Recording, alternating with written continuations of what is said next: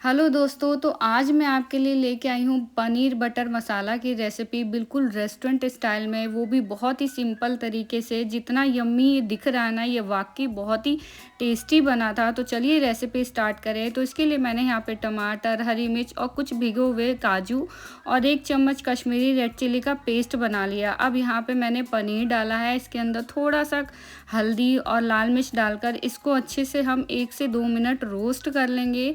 इससे बहुत ही अच्छा कलर आएगा पनीर का। तो ये देखिए रोस्ट हो गया है, तो अब इसे हम एक प्लेट में निकाल लेंगे। तो सेम कढ़ाई में मैंने यहाँ पे थोड़ा सा तेल डाला है। अब उसके बाद मैंने यहाँ जीरा डाला है, इसी के साथ खड़े मसाले डाले हैं।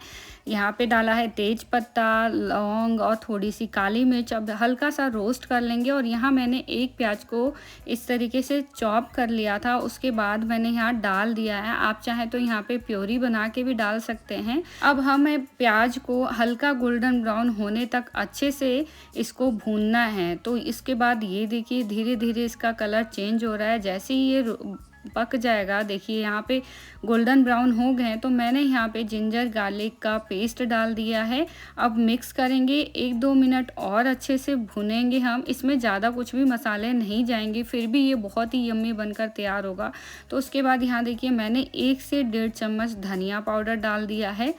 हल्दी पाउडर थोड़ा सा डालेंगे और इसी के साथ मैंने यहाँ पे कश्मीरी रेड चिली भी डाला हुआ था, तो मैंने थोड़ा सा यहाँ पे चिली पाउडर डाला है। अब इन सभी को हम मिक्स करेंगे। ध्यान रहे गैस की फ्लेम लो रहे, अदरवाइज़ मसाले जल सकते हैं। अब उसके बाद हमने जो टमाटर का पेस्ट बना के रखा हुआ था वो डाल देंगे। नमक आप अपने अकॉर्डिंग कम या ज़्यादा जैसे चाहे वैसे रख सकते हैं। आप इसे पकाने के लिए थोड़ा पानी भी डाल सकते हैं, मैंने इसमें ज़्यादा पानी नहीं डाला था। अब इसे 15 से 20 मिनट तक मीडियम लो फ्लेम पे अच्छे से पकाएं, ताकि जो टमाटर है वो अच्छे से पक जाए। तो उसके बाद ये देखिए कितने अच्छे से टमाटर जो है पक गया है। अब यहाँ पे हमने जो पनीर रोस्ट करके रखा था उसको डाल देंगे।